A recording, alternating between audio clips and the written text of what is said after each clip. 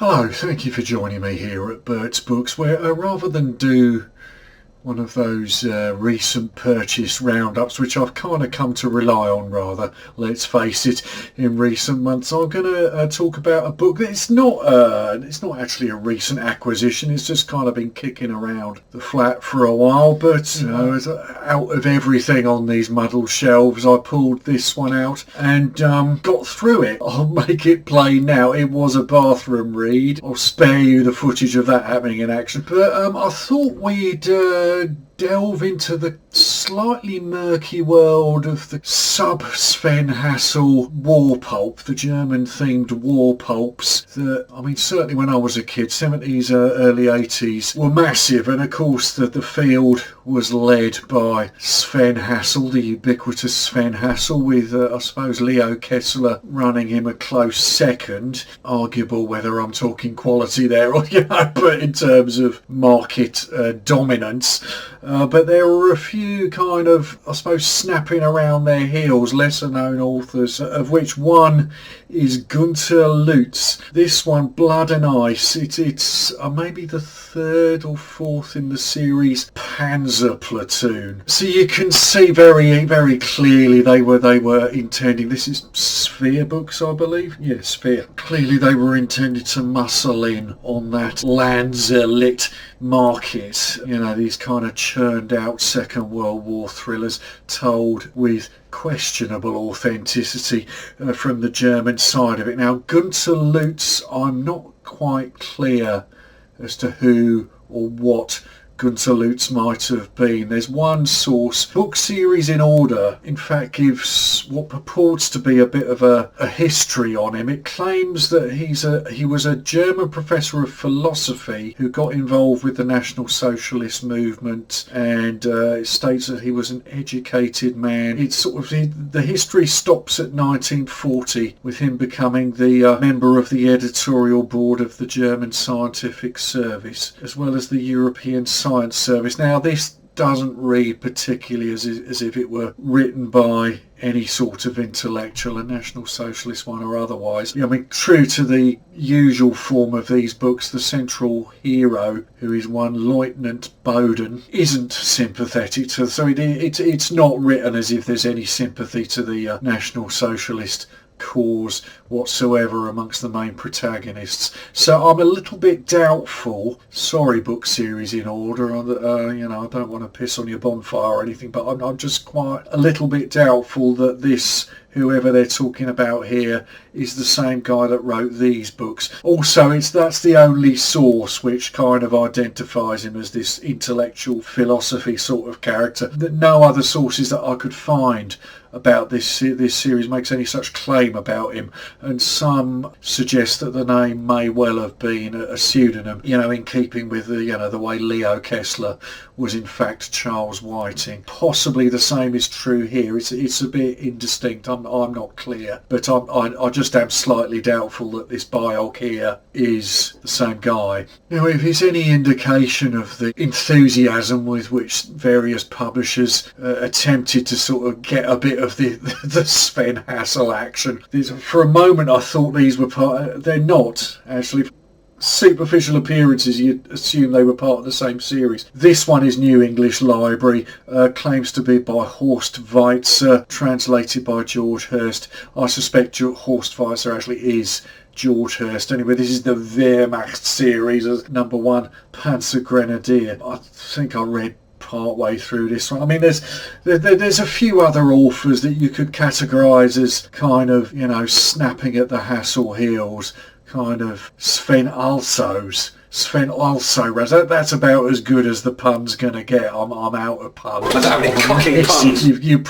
I'll probably get better ones in the comments from someone out there, but you kind of pseudo Sven Hassel sub Leo Kessler pool of authors. Now, I did read one of this series as a kid. I had read Gunther Lutz before, which was a later book in this series. I think it was called Death Ride. And what made me pick that one up, I mean, the cover art on these, if you grew up with Airfix kits and so on, the cover art was always quite tempting. They look, in some cases, possibly illustrated by the same people. But the cover art of Death Ride featured, we're getting into kind of war bore, kiss obsessive area here, that book featured the much renowned Elephant tank destroyer, of which at the time any sort of model kit of that was frustratingly unavailable. I know there was an Esci one, the Italian firm Esci, but that particular one never came into the shops. You could see, you'd see the other things in the line on the side of the boxes. So if you bought a Sturmgeschütz or something like that, you'd see on the side, oh, elephant, what the hell's that? And this book dealt with elephants, although in fact probably incorrectly, because it deals with a Battle of Kursk situation,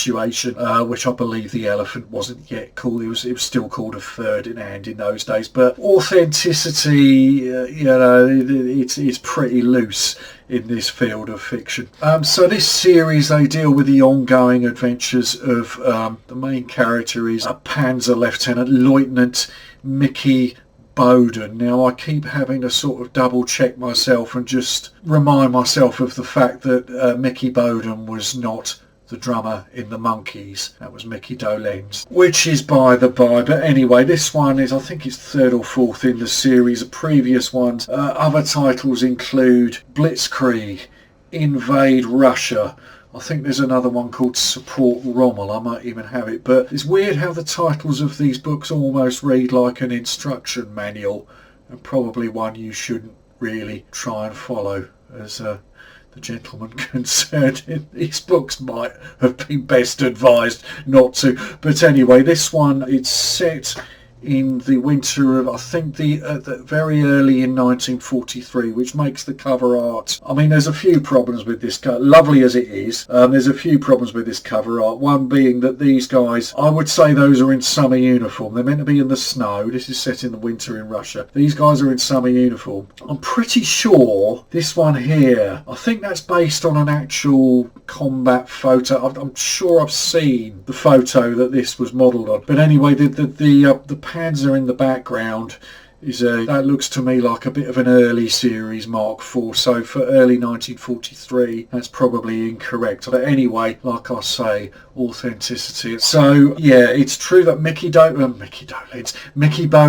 is commanding a Mark IV Panzer. We know this because they repeat every time they mention the tank. They iterate that it's a Mark IV. Every single time. They never just say the tank or it's a Mark IV Panzer. So there's this kind of equipment fetish ongoing through these, which kind of indicates the market it's aimed at, I suppose. Similarly, the machine gun, it's an MG42, and you're never allowed to forget that. They even tell you the model of the radio, which I haven't memorised. But yeah, so the Panzer platoon, they're part of some bigger battle group which find themselves outside in the general area of the Stalingrad pocket, but outside, so they're lucky on that score at least. But they're given the task here of they're sent on this mission to escort an armoured train through the Russian lines to Zolokov. I've no idea if that's a real place off the top of my head. Now, would that work to tanks and trains? I would have thought they went at different speeds, and it might. Oh, hang on, no, actually, I think they get loaded onto flat cars and this kind of thing. Anyway, this armoured train is headed up by this very odd, eccentric major who, actually, I never realised through this, there is a patron saint of artillery. Did you know that? Saint Barbara is the patron saint of artillery. Let's store that up for a pub quiz question. But so this major is a bit fixated with St Barbara, and he likes having icons of her around. He's very odd, but he seems kind of to live a bit of a charmed life. Russian shells and what have you don't touch him. But anyway, this mission sort of bogs down. I think think the armoured train comes a bit, it gets derailed or something happens to it, and the tank unit find themselves having to fight their way through to this blockhouse, again somewhere on the outskirts of the Stalingrad pocket, or the cushion of land between, that Soviet occupied bit around it. They have to go and occupy this position, blockhouse Gina I think it's called, which it turns out has been since overrun by partisans, and all sorts of nastiness has unfolded. There's also this kind of weird subplot. There's this kind of ongoing feud between the radio operator of Bowden's tank, forget his name, is it Hagen? One of them anyway. He has this kind of ongoing feud with there are these Russian women soldiers who they are radio operatives who keep bursting in on the Panzer frequencies and winding everyone up and so on, so they become a bit of a feud develops there. The presence of Russian women soldiers, it sometimes has been a theme in this. I mean, it's very prominent in Willy Heinrich's Cross of Iron. If you've read the book or seen the film, that's a feature of that. German soldiers